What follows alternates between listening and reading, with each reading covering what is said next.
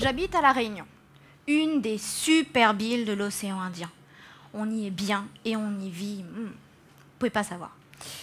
On y est tellement bien que les gens bougent pas beaucoup, et de moins en moins. Mais on y mange quand même correctement, et les gens, ils adorent ça. Dans ma famille, on aime notre riz carré. Mais, comme dans ma famille, il y a beaucoup de diabétiques de type 2 sur l'île.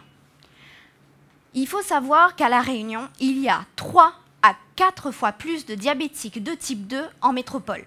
Mais le diabète et le type 2, c'est quoi? D'abord, c'est une maladie qui va toucher les adultes, qui sera découverte tardivement, aux alentours des 40, 60 ans. C'est une maladie qui est chronique. Elle va durer dans le temps et on n'en guérit pas. Cette maladie, elle se caractérise par quoi? Il va y avoir une énorme quantité de sucre qui va circuler dans le sang du patient.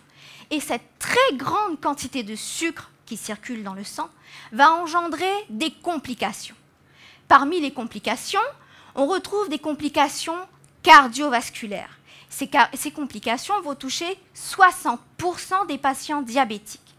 Ces complications vont engendrer d'autres complications, dont les AVC. En fait, ces patients vont, pour la plupart d'entre eux, faire des accidents vasculaires cérébraux. Et ils vont en décéder dans la plupart du temps. Mais c'est quoi un AVC? Un AVC, c'est une occlusion de l'artère cérébrale par un caillot sanguin qui provient de la carotide. Ce serait bien de pouvoir prédire la survenue d'un AVC quand même. Eh bien, mon rôle à moi, c'est de découvrir, de mettre en évidence des molécules qui me permettront de me dire « Tiens, ce patient, bientôt, il va faire un AVC » grâce à une simple prise de sang.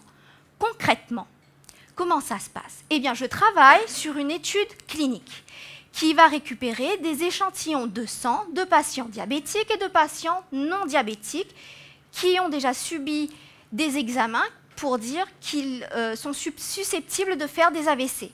Sur ce sang, je vais réaliser des tests grâce aux techniques que j'ai au laboratoire et aux différents appareils pour pouvoir mettre en évidence une molécule, plusieurs molécules, des groupes de molécules qui me permettront de dire ce patient, il va faire un AVC grâce à une simple prise de sang. Merci.